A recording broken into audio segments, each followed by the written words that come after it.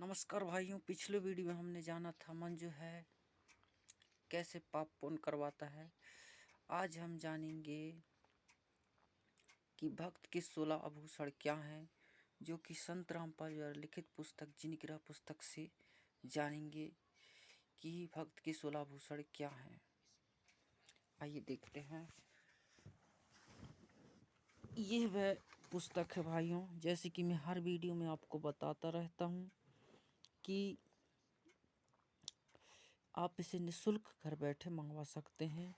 अपना नाम, पता, एड्रेस जो है इस पुस्तक से कांटेक्ट करके जो घर बैठे आप मंगवा सकते हैं। ये भक्त के 16 आभूषण हैं जो इस प्रकार दिए हैं। पिछली वीडियो में हमने जाना था मन कैसे पाप पुण्य करवाता है।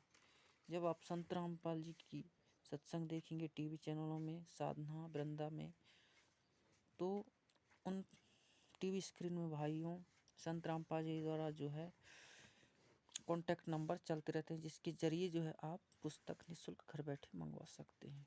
ठीक है भाइयों, आइए जानते हैं कि भक्त के 16 आभूषण क्या हैं। भक्त में कुछ लक्षण विशेष होने चाहिए। ये 16 आभूषण अब अनिवार्य हैं। तत्व ज्ञान, विवेक, सत्य भाषण, परमात्मा के लिए में संतोष करें और उसको परमेश्वर की इच्छा जाने। पांचवा, प्रेम भाव से भक्ति करें तथा अन्य से भी मृदु भाषा में बातें करें। धैर्य रखें। सद्गुरु ने जो ज्ञान दिया है उसकी सफलता के लिए हौसला रखें। फल की जल्दी ना करें। किसी के साथ माने दगा धोखा नहीं करें। दया भाव रखें। भक्त तथा संत का आभूषण क्षमा भी है। शत्रु को भी क्षमा कर देना चाहिए। शील स्वभाव होना चाहिए। भक्त को निष्काम भाव से करें। सांसारिक लाभ प्राप्ति के उद्देश्य से नहीं करें। त्याग की भावना बहुत अनिवार्य है। वैराग होना चाहिए। संसार को असर तथा अपने जीवन को अस्थायी जानकर परमात्मा के प्रति विशेष लगाव होना मोक्ष में अति आवश्यक है। भक्त का विशेष गुण शांति होती है, यह भी अनिवार्य है। भक्ति करना यानी भक्ति करके अपने जीव का कल्याण कराएं। प्रत्येक व्यक्ति के साथ मित्र के समान व्यवहार करना चाहिए। ये सभी उपरोक्त गुण जो है होने के पश्चात जो सतलोक जाएगा। इसके अतिरिक्त गुरु की सेवा कर पद्धति में विश्वास रखें। परमात्मा के प्रति भक्ति और संत समागम करना अनिवार्य है। अनुराग सागर के पृष्ठ 156 तथा पृष्ठ 157 का सारांश है।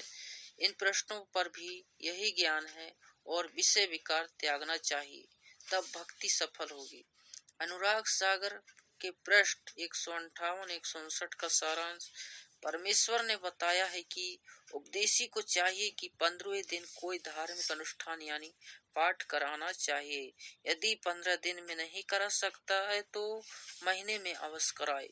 निर्धन के लिए कहा है कि यदि कोई रंग हो तो वर्ष में 2 बार कराए या वर्ष में 1 बार अवश्य कराए। यदि वर्ष में नहीं कराएगा तो वह भक्त साकट भाव माने भक्तिहीन कहलावेगा। 1 वर्ष में भी पाठ करवाए तो उसके जीव को मोक्ष में धोखा नहीं है। कबीर नाम श्रद्धा से जपें यानी गर्व के साथ कबीर जी का नाम लें। शर्म नहीं करें कि यह भी कोई परमात्मा का नाम। ऐसा कहने वालों से डरे नहीं, शर्मावे नहीं और उसके साथ साथ तेरा माने धर्मदास नाम भी आदर से कहें। इसका अर्थ है कि आदरणीय धर्मदास के साथ परमात्मा रहे, उनको सतलोक लेकर गए, अपना यथार्थ परिचय दिया। धर्मदास जी ने अपने आंखों देखा, कानों परमेश्वर से सुना आध्यात्मिक ज्ञान। कबीर सागर, कबीर वाणी, कबीर बीजक, कबीर शब्दावली को लिखकर मानव समाज पर महान उपकार किया। इसलिए धर्मदास जी की महिमा भी करनी चाहिए।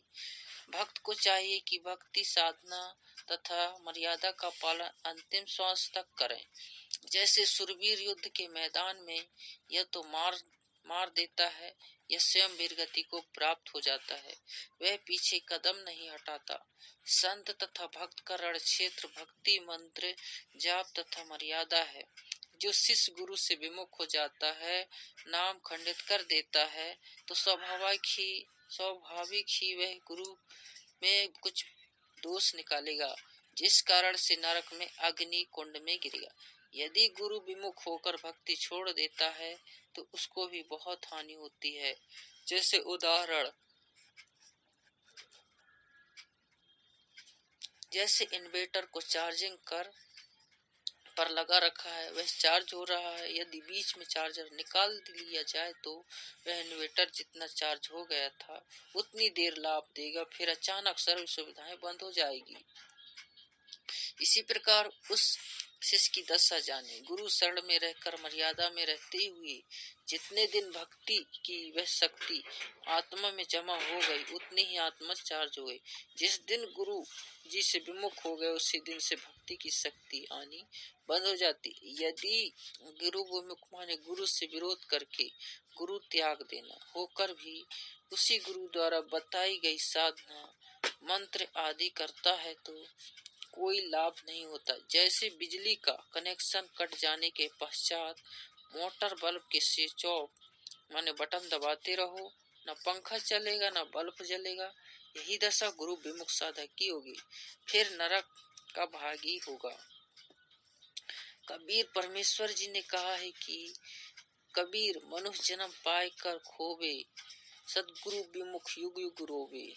गरीब गुरु विमुख जीव कतु न बचे, अग्नि कुंड में जर भर नचे।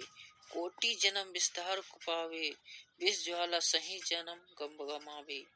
विष्टा मान टट्टी मही ग्रामी जन्म धराई, कोटि जन्म नरक ही पराही। इसका अर्थ बताया भाई संत रामपाल जी ने। गुरु को त्याग देने वाला जीव बिल्कुल नहीं बचेगा।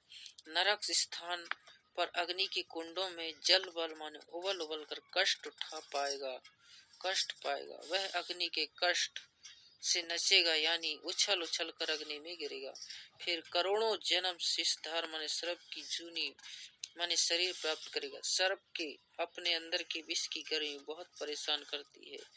गर्मी के मौसम में सर्प उस विष की उष्णता से बचने के लिए, शीतलता प्राप्त करने के लिए चंदन वृक्ष के ऊपर लिपटे रहते हैं। फिर भी वह गुरु विमुख यानी गुरुद्रोही विष्टा मांडट्टी गुह में कीड़े का जन्म प्राप्त करता है।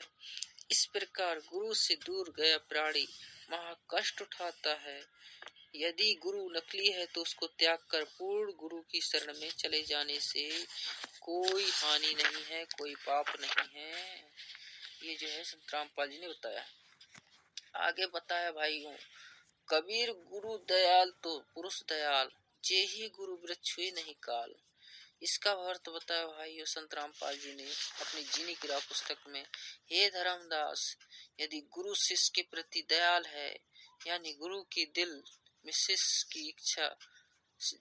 की अच्छी छवि है, मर्यादा में रहता है, तो परमात्मा भी उस भक्त के ऊपर प्रसन्न है, अन्यथा उपरोक्त कष्ट शिष्य को भोगने पड़ेंगे।